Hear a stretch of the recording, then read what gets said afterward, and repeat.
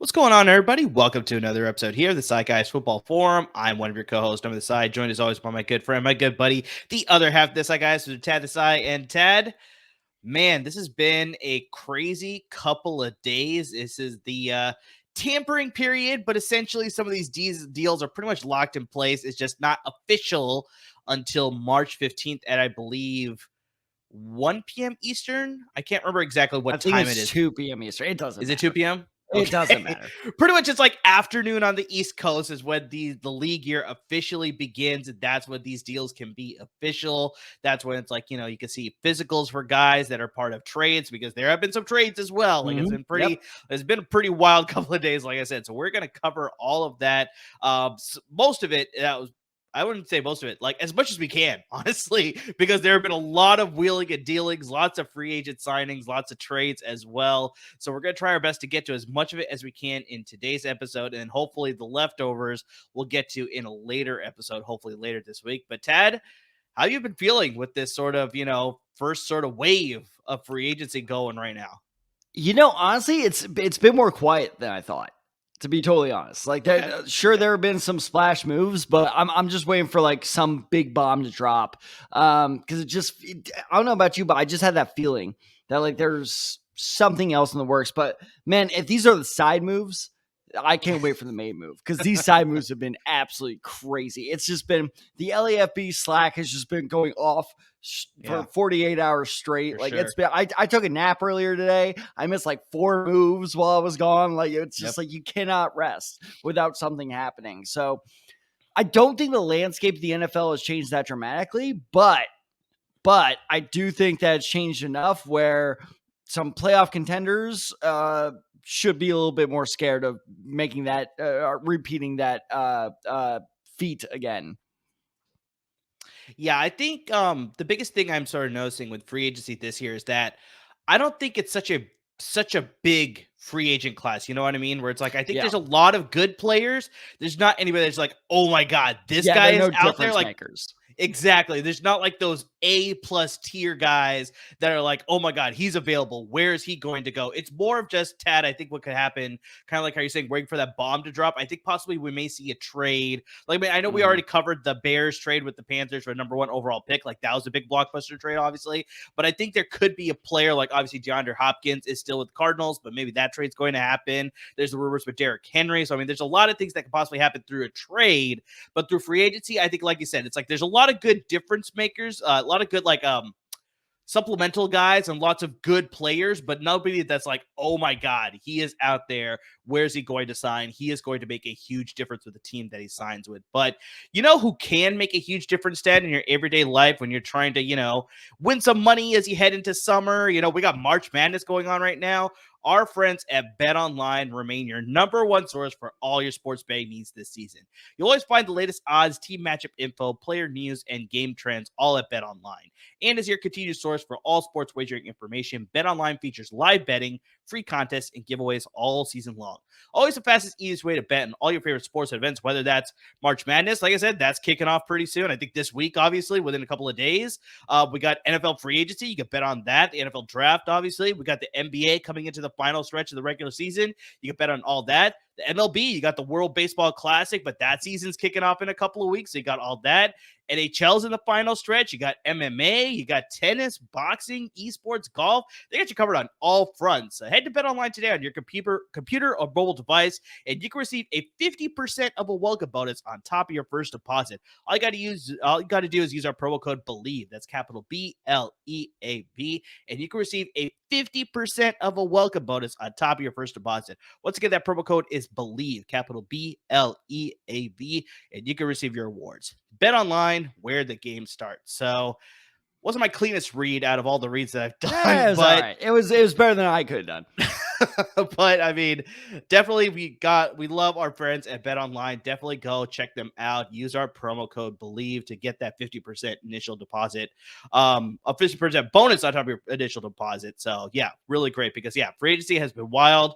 And so we definitely want to get into it here. It's a tad. I think let's start at the top here.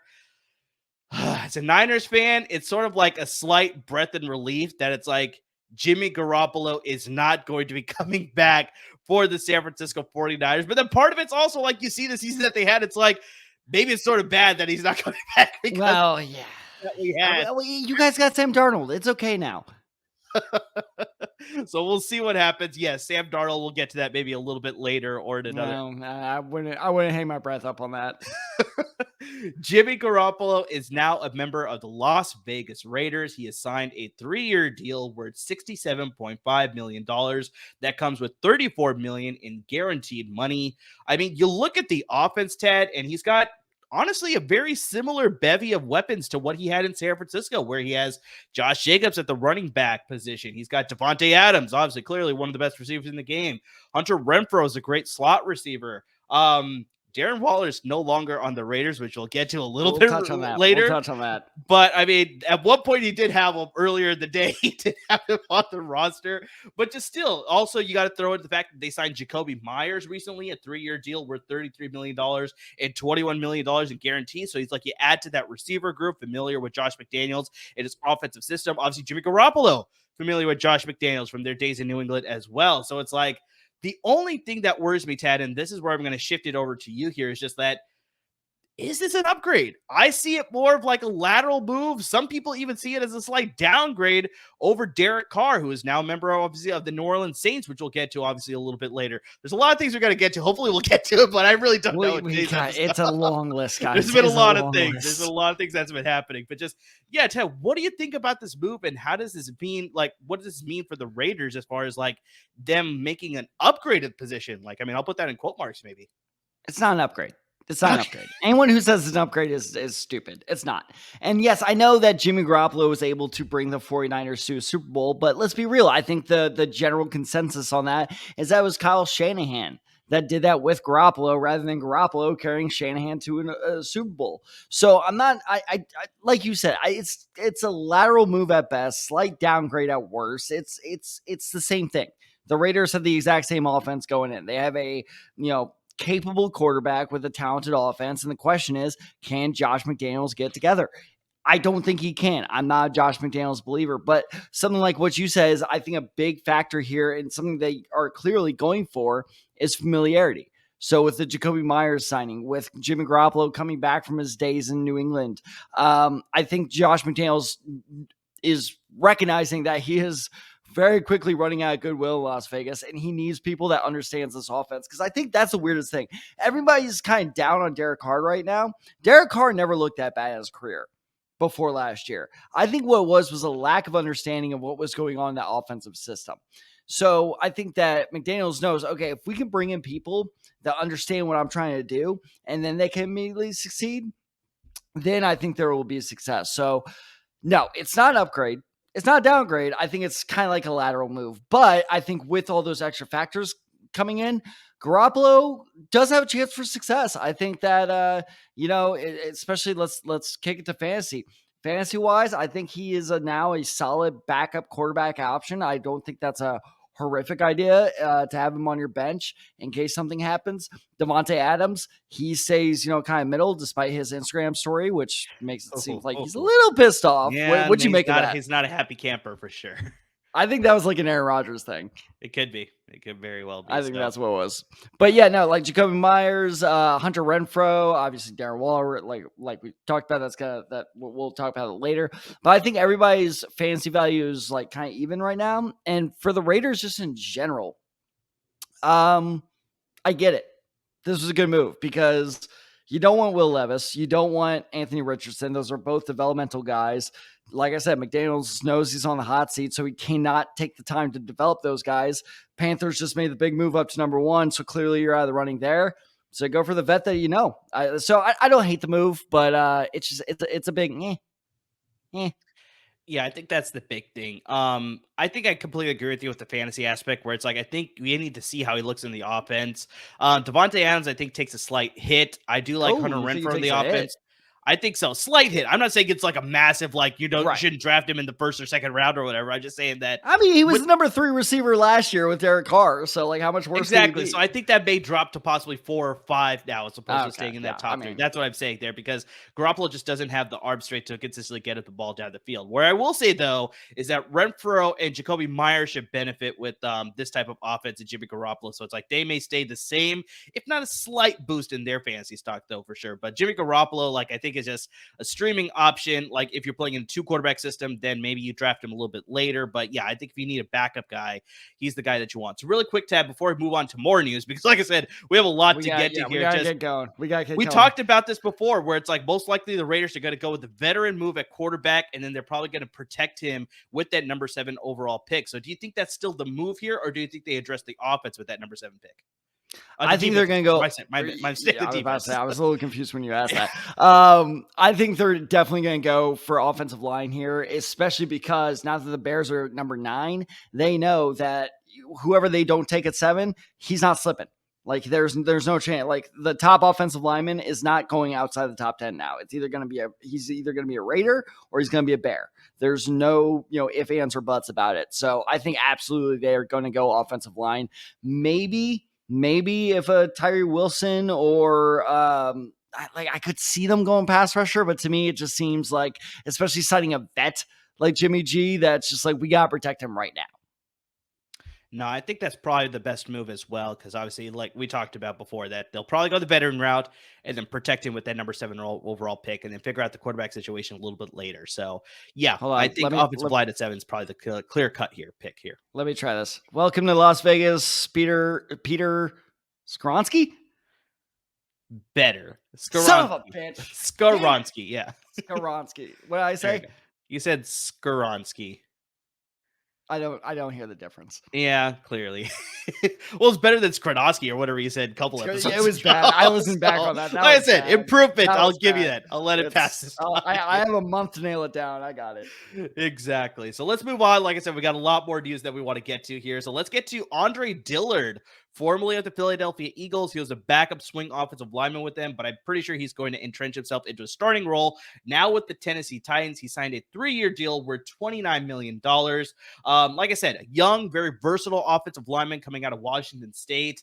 But here's the problem that I have with this Titans offense now, Tad, is just that they lack playmakers, because we talked about this in the live stream. Robert Woods is no longer with the team. He signed a deal with the Houston Texans, a 2-year deal, which we may get to a little bit later. But Treylon Burks, he was hurt his rookie year towards the end of it. He looked pretty good at times, but just we're hoping that he can make that big leap in this offseason to become a serious playmaker for that passing offense. But here's the big one, Tad. Derrick Henry is apparently on the trading block. Like, this is a very interesting news. They've had talks. Exactly. This has sort of surfaced. I'm curious to see whether they actually do move him, because apparently officially what the Titans have said is that they're listening to offers, but they are not actively shopping him. Pretty much they're shopping him. There's no way that they're not trading this guy, because I think the big thing as to why he sort of has surfaced to become a player on the trading block is because he's entering a contract year, and then after this contract year, he'll be entering his age 30 season in the NFL.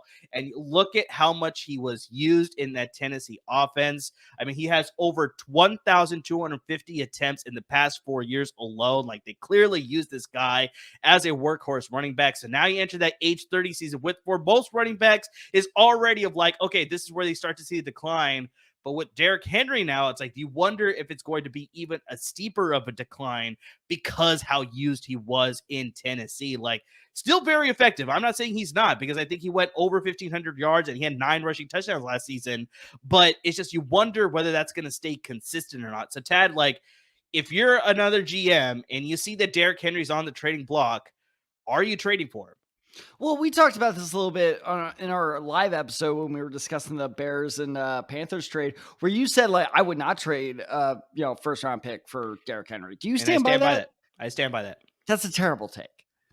Okay. I'm sorry. That's awful. Okay. Like, yes, Derrick Henry is not the end all be all at running back. He's but he's still such a difference maker. Who else are you going to get in the first round? If you are who's a running back needy team in the 20s, help me out here. If you're the Green Bay Packers, let's say, and Aaron Jones all of a sudden is demanding too much money, you want to move him.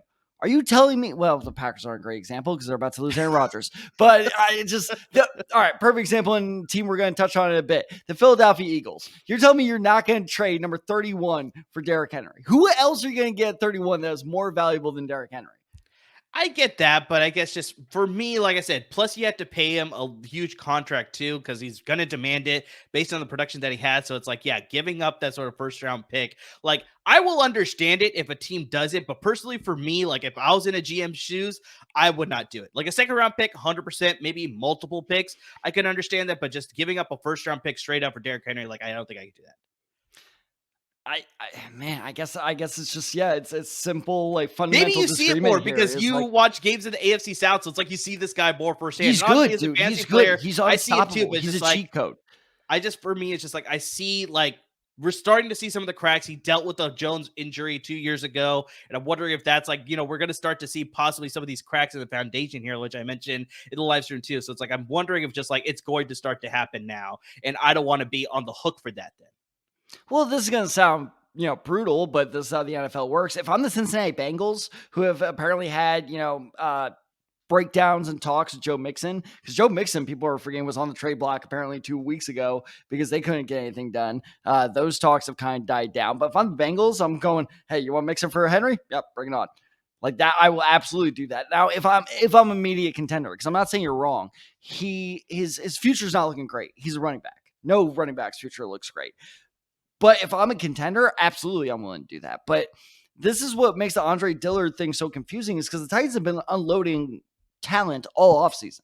Yeah. It looks like they've been going into a rebuilding mode. And then all of a sudden they bring in Andre Dillard, which makes me kind of wary of like, do they want to unload on Derrick Henry? So I think they're trying this like soft rebuild, stay competitive thing. And I cannot name a single team this has ever worked for. So it's nothing against Andre Dillard, but this signing tells me that the Titans are still like kind of wavering on what their future is. And when you waver, it just never ends well. You got to choose. Are we rebuilding, or are we, going to keep trying to compete? Finances be damned, but it seems like they're trying to get the best of both worlds. I'm not so sure about their future or Derrick Henry's. I think all of Tennessee is in flux right now, except for they're getting a cool new stadium, I guess. Yeah, no, it is a very interesting sort of, they're trying to hedge their bets where it's like they're trying to stay competitive in the AFC South, but then also they're trying to think about the future, especially with them sort of having some older players on offense, obviously. So yeah, I'm not sure what they're doing, but I guess this is a good sign for you as a Colts fan, right? It's not, because we still suck. Well, that's a different story. Hey, we got Tyquan Walker. You guys signed Samson Ebkam, former Niners pass rusher here. I actually did not mind that. I actually saw that's not bad. That's not bad there. But let's move on. We're talking about Andre Dillard, so we're talking about the offensive line. Let's get to the Denver Broncos, because they actually signed. We're talking about former Niners here. They signed former Niners right tackle Mike McGlinchey to a huge deal. 5 years, $87.5 million with $52.5 million. You were very torn up about this. In case you can't tell, Tad is just dripping with sarcasm because I was glad he's gone. Literally, I felt the confetti shooting like from my phone. Honestly, for me, because I think the big thing is just that he had the promise in the running game. Like, he always looked good in the running game. Just the passing game, dear Lord, he was a turnstile at the right tackle position because he was letting a lot of people get through. He was getting manhandled quite too frequently. That was just like, yeah, we need to upgrade at this position. So the fact that the Broncos wanted to pay him this kind of money, I was like, good. Wipe my hands of him now. He can move on. Literally, direct quote from Amir in the LAFB Slack was, "Good riddance. Have fun with that pass protection." Exactly. Like almost verbatim. Exactly. Almost verbatim. That's what he put in the company group message. Because the boss of LAFB, I'm going to say, keep in mind, our CEO is a Broncos fan. That's part of the reason why I said that too. But just, I think the big thing here is that they're trying to rebuild the offensive line around Russell Wilson. They had some issues last year. They also signed Ben Powers, an interior offensive line for the Baltimore Ravens. He signed a 4-year deal worth $52 million with $28.5 million guaranteed. So they're good moves, but Tad, this is where it gets just a lot more interesting, because now we're hearing who's Russell Wilson going to throw to? Because apparently Courtland Sutton, Jerry Jeudy, and KJ Hamler are all available for trade. They are all former first-round picks. Wait, was Jerry Jeudy was a first-round pick, right? He was picked. Jerry Jeudy was. Courtland Sutton was second. KJ Hamler was a third-round pick. My second. mistake. Hamler was a third or second-round pick. That's my mistake there. Sutton was also not a first-round pick. But regardless, it's just like they're all talented guys. They're all so good. It's just like you're trying to give up on these guys. So I mean, I was reading some reports here that's like Sean Payton, I think, is trying to bring in some guys that fit his system a little bit more, who could probably work with Russell Wilson's play style a little bit more. But I'm like, these are young guys that you could work in your system. I don't understand why they're on the trading block. Tad, help me sort of get through this because I really don't know. I really don't. I have to move the mic back for this because I have to rant. What the fuck are the Broncos doing? Like, what the shit? Like, I don't understand what you're doing. Exactly like what we were just talking about with the Tennessee Titans, where it's like you either compete or you just call your mistake and then you move on. Make a goddamn decision. Because right now, they're not. They're trying to have the best of both worlds, and I don't understand how that's possible when you trade all your receivers outside of Albert O, who's a tight end, by the way. And like, okay, yeah, Sean Payton, you want people to fit your system? KJ Hamler is a small, speedy receiver. What the hell else fits your system? Like, what? I don't understand. Jerry Jeudy is good. Yes, he has put up with some injuries. Courtland Sutton is a very definition of consistent. I don't understand what you expect from a 34, 33, 34, whatever. It doesn't matter. Old-ass quarterback who is on a massive contract by trading away all his pass-catching talent. What do you expect to happen? It is so confusing to me. I don't understand it. They're probably going to do it because the Broncos have been horribly mismanaged the past 3 years. It is maddening. I am this upset about it. I'm not even a Broncos fan. I could give a shit about them. I hate them because they took Peyton Manning away from the Colts. I am still this fired up about this. They should absolutely not trade a single one of those guys. If Sean Payton, this is the whole reason you brought Sean Payton in, is to fix the Russell Wilson boat. You know what doesn't fix the Russell Wilson boat? Trading away all his weapons. That is literally like just dumping all the cannons off a pirate ship.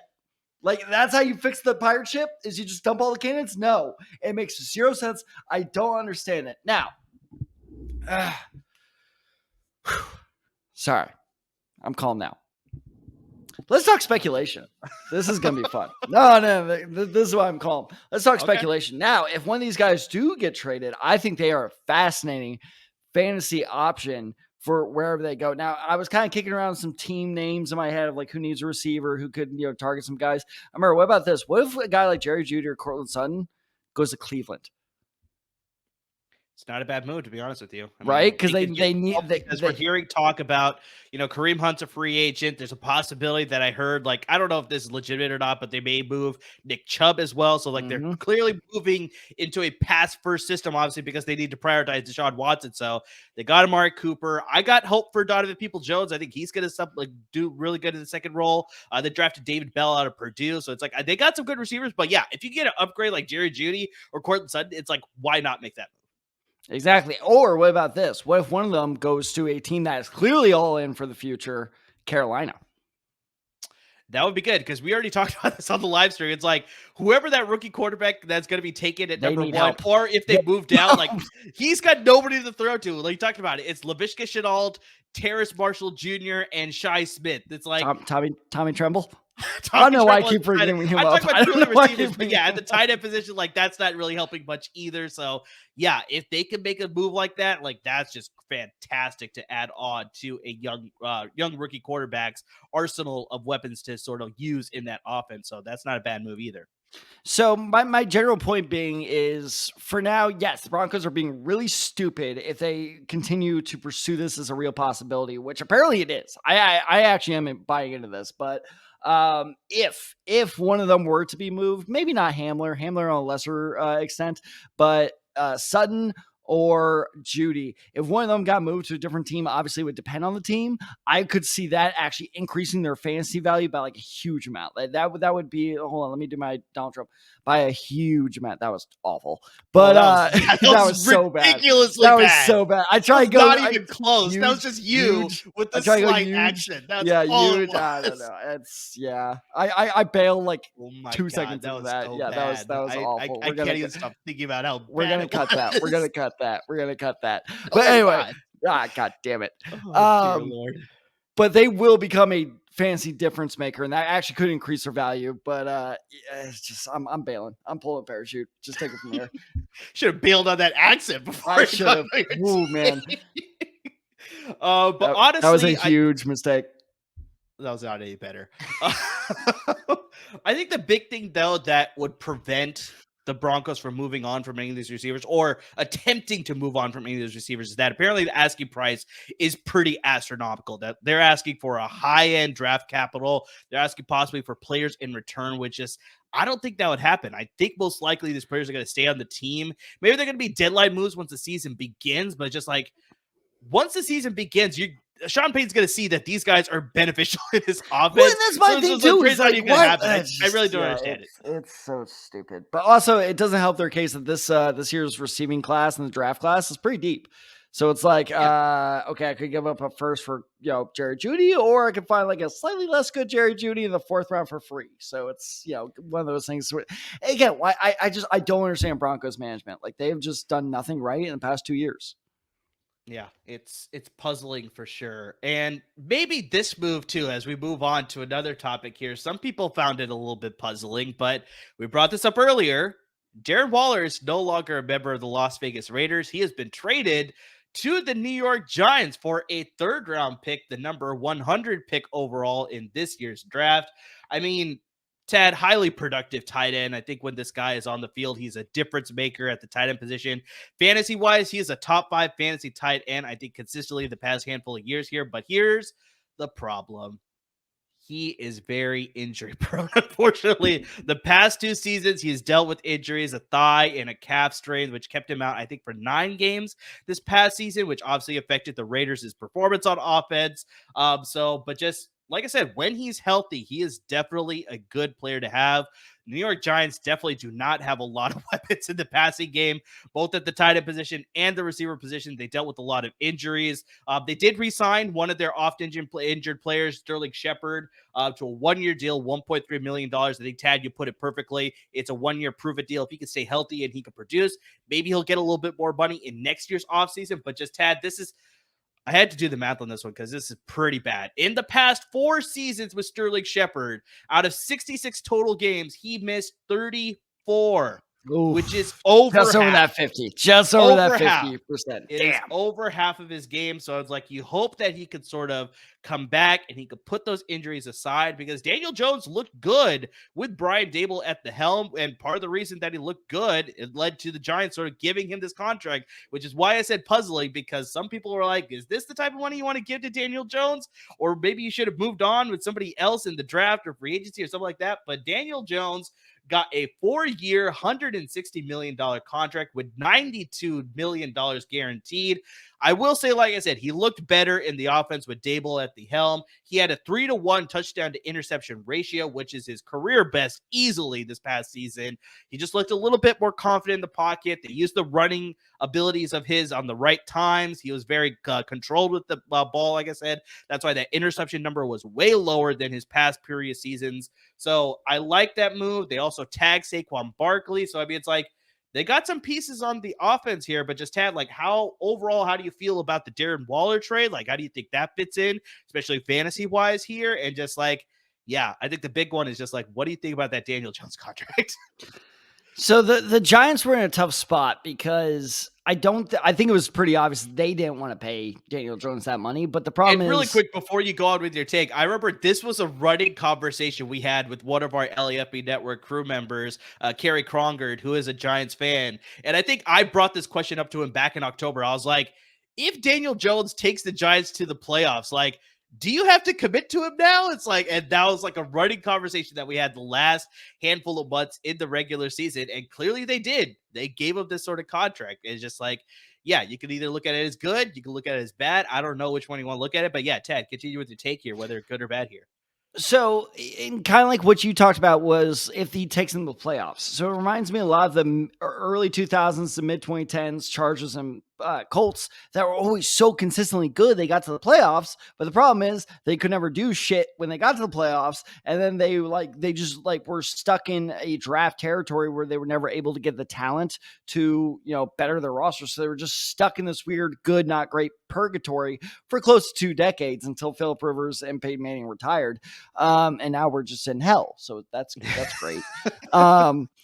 But I think the Giants and Brian Dable is now aware of we are in danger of falling in that same trap. So I understand why they paid Daniel Jones that contract. I don't think he's going to play it out. I do think there will be another Giants quarterback 2 or 3 years down the road. I think this was kind of one of those things that grabs all the headlines of we got our guy, and then 2 or 3 years once there's the out financially, I think they're going to take it. But I respect what they're doing in terms of the Darren Waller thing because, okay, if we are in this purgatory, fuck it. We're going to go all the way. We're going to make sure our roster is as good as possible so we can make it out. Rather than what the Colts did where they just stayed put. We're we're going to be fine. We're going to be fine. We're going to be fine. We're going to be fine. No. If we're going to be here, let's do it. Let's do whatever we can to get better. I think Darren Waller does make them better. First off, did you hear about one of the possible theories of why Darren Waller got traded? I don't think so. So I saw this right before we came on. Again, I don't know if this is confirmed or not, but it's just something I saw on Twitter from a verified account. So that has some truth to it. Apparently Waller is really mad at McDaniels because Josh McDaniels let the Las Vegas media know that he is getting married in about a week.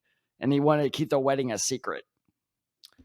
I did hear some stuff about Kelsey Plum and all that stuff, who is a WNBA player. And just yeah, but I didn't realize that was the reason as to why all this stuff. Well, not saying it's the entire reason, but definitely yeah. But anyway, so I understand why the Raiders want to move on because, yes, he is very injury prone. Apparently, wedding or not, that relationship was not good. There were reports of that coming out in season as well, where, McDaniels was can you play? And Waller was no, it was but can you? And it was just it was a whole disaster. Yeah. So I think this is good for both sides, especially Waller, considering his his past. I think it's good that that dude needs to be in a good situation.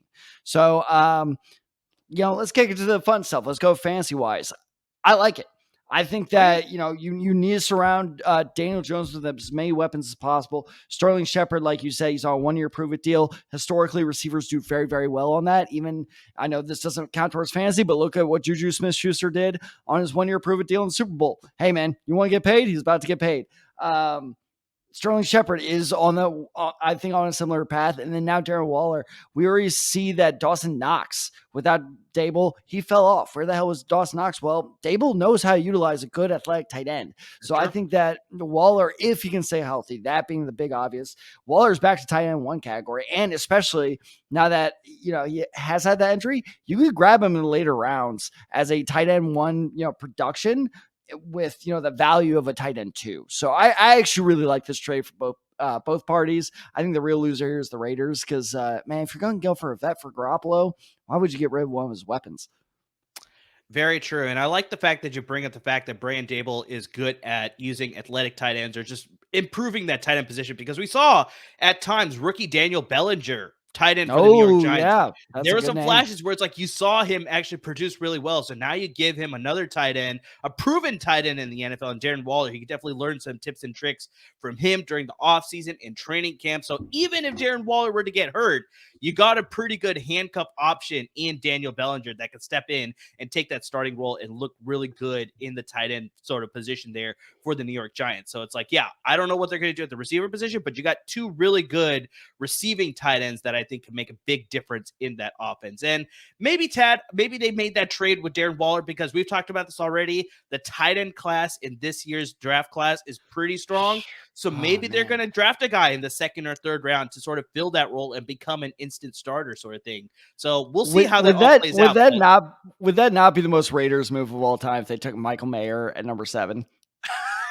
That just occurred. That literally just occurred to me for the first time. But my God, Al Davis's ghost is back, baby. Oh my gosh. Well, his son is running the team. What was his 40 time? Hold on. So we'll see about that as what they do at 7, but I don't doubt that maybe at the 2nd or 3rd round they could possibly draft a tight end to be their starter. I'm convinced of this. They're taking a tight end at 7. We will see how that all plays out. But just, yeah, I do like the move for the Giants I think that's the big thing here. We're sort of hitting the same nail on the head here, is just that if he stays healthy, he could be a productive tight end and really give the Giants offense that sort of boost that they sort of lacked last season. Well, and like I said, okay, Giants fine. You want to ride with Daniel Jones, then you better make damn sure you surround him with weapons and make sure that he can succeed. And at least you're doing that. So you know what? Props to the Giants. If you're going to ride with Daniel Jones, which I think is a mistake, set him up for success, and they are absolutely doing that. And that shows with Saquon Barkley as well. We didn't really touch on him, but I do think they're going to figure that out, this Barkley situation, one way or another. If it's a short-term deal, it's a short-term deal, but I think they're going to work it out because they know, like, okay, this is where we're at.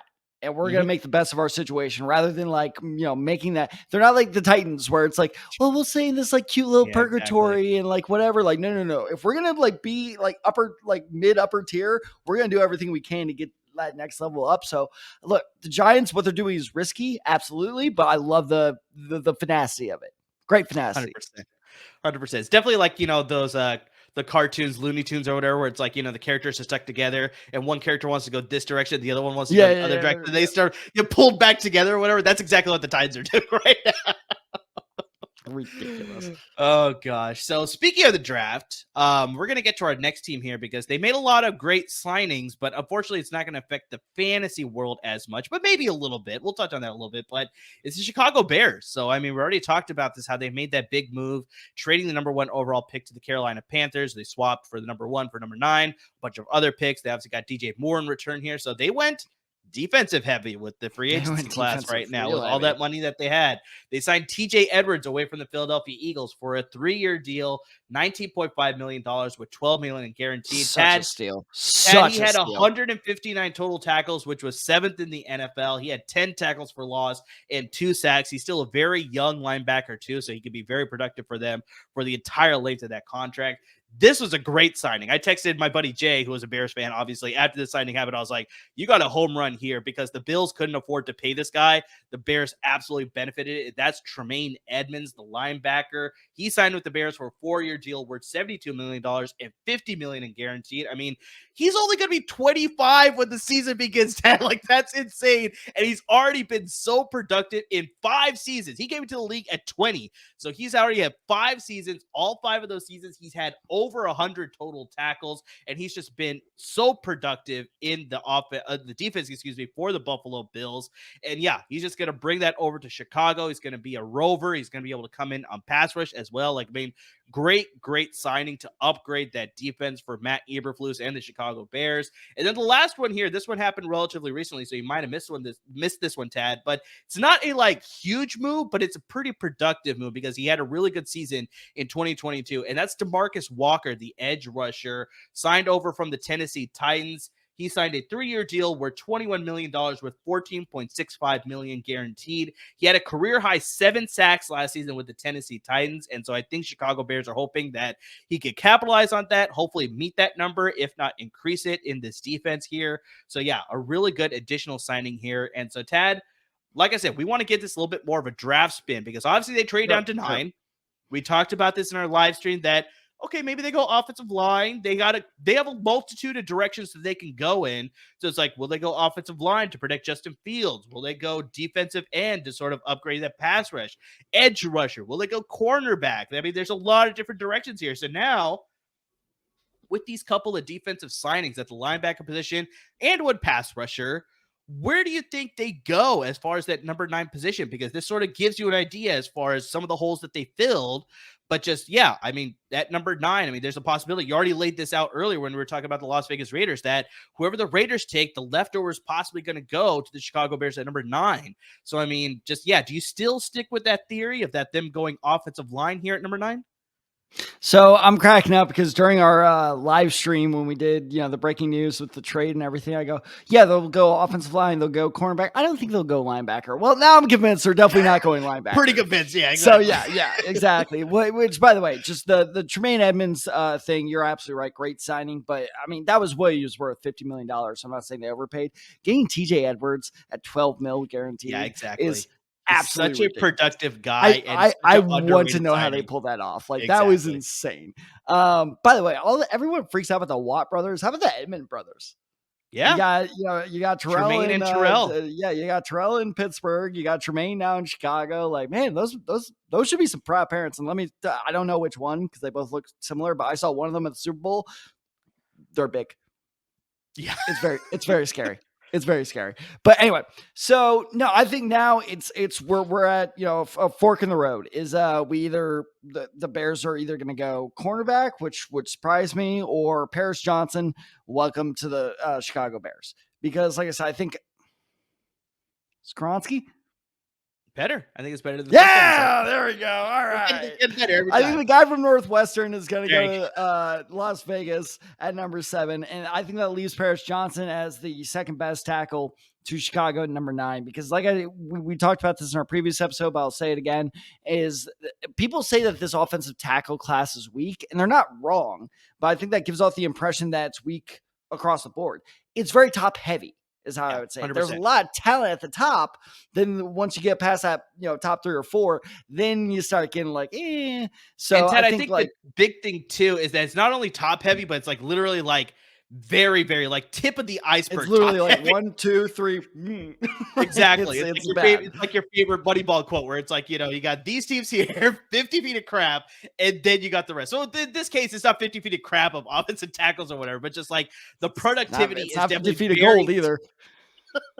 I just think that the productivity, but the disparity between the top level offensive linemen in this class compared to everybody else is just that much more different. So yeah, 100%. If you have the opportunity, it's a likely good move for Chicago if they decide to go in this direction. Yeah, so I think even if it's a reach of like, okay, maybe Paris Johnson isn't worth the 9th overall pick, which he absolutely is. It's worth a reach. Go for it at that point. And that's why I was saying that was a good trade down by the Bears because they did that number 4. Then I'm like, because that comes with a much heftier price tag as well. You got to keep in mind. Oh, yeah. So now at 9 with about $5 million cheaper, that's worth a reach. So is it Paris Johnson? Like I said, Broderick Jones, I for some reason, I see a team really falling in love with this athleticism.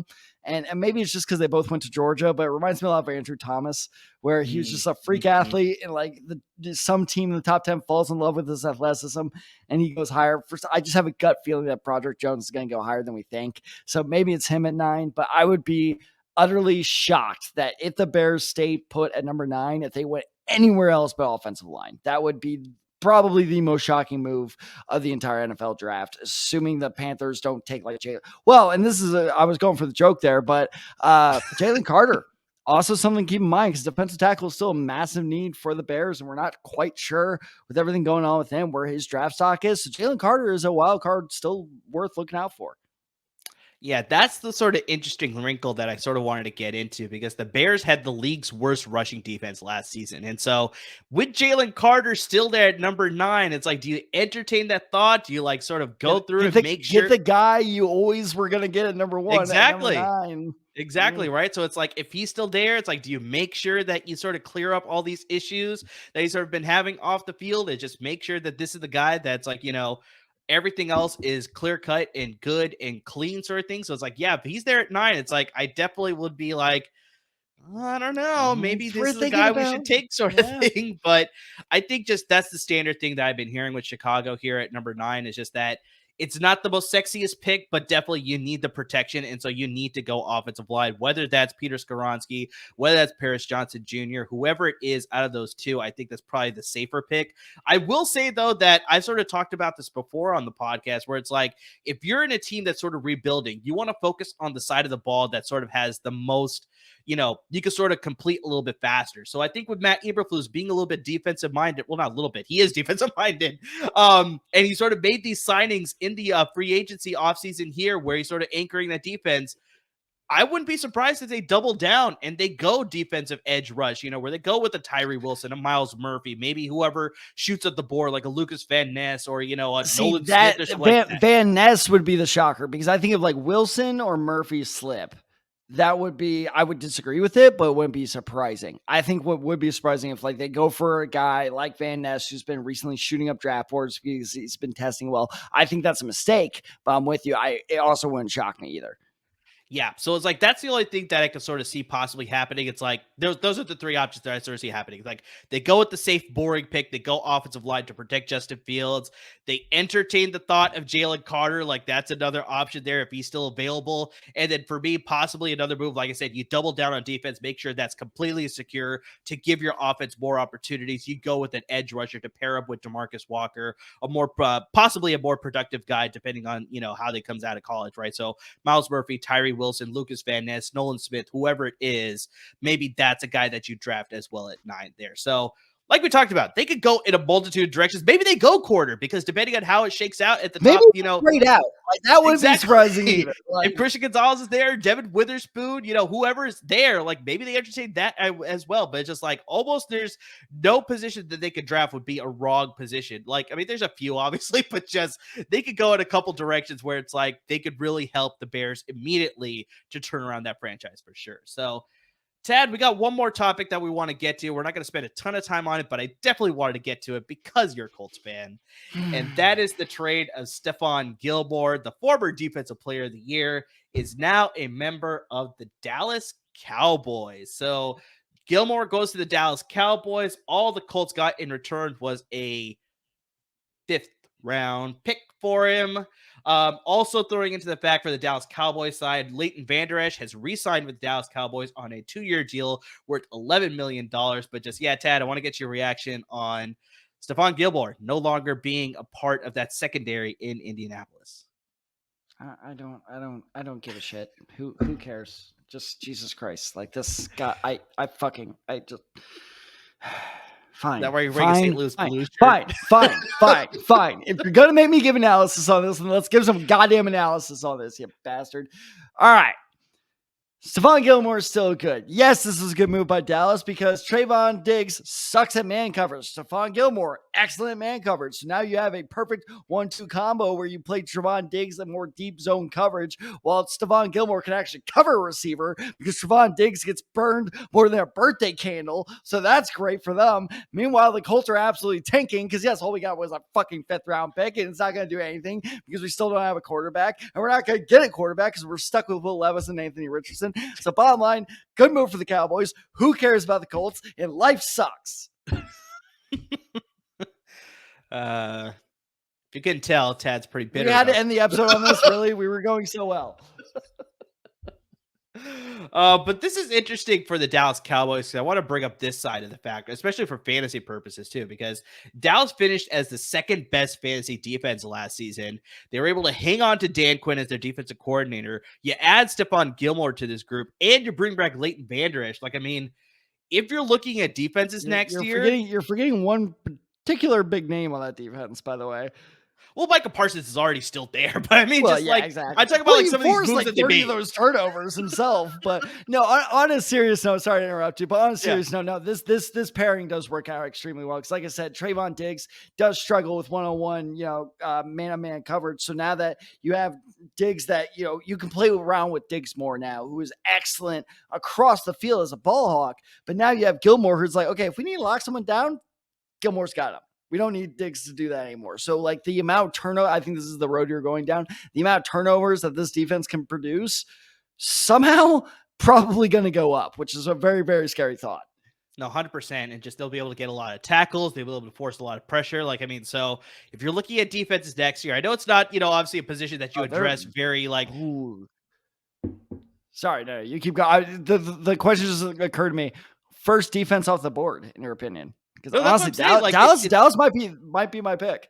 Honestly, it's very much in that range because, like I said, they kept Dan Quinn, which is, I think, the biggest factor. Yeah, Philly as to lost why too many Dallas' people. defense is going to be good. Yeah. They make some of these smaller moves, or not so small. I mean, whichever way you want to look at it, but it's just like they're fortified that defense, which is going to be very strong again. So it's like, yeah, as you're playing your strategy, a lot of people don't put a lot of focus on defense. They just sort of grab one, whatever's like the default ranking based on the platform that they play on. But it's just like in this case, if Dallas sort of slips a little bit and you have the ability to take them like maybe a round earlier, I think in our league, Tad, I think Alfred ended up drafting his defense, the Buffalo defense, at like round 8 or 9. If I remember, it was the middle of the draft. It was earlier than that. Yeah, no, it was earlier than that. It was very much the middle of the draft, and it benefited him. He ended up winning the league. So I mean, like, this is a type of defense that can you can make that same sort of move. So it's like, yeah, Dallas is sort of up there as like, yeah, maybe you take them first as far as all defenses are concerned, but maybe you take them a little bit earlier because they can be that dominant possibly.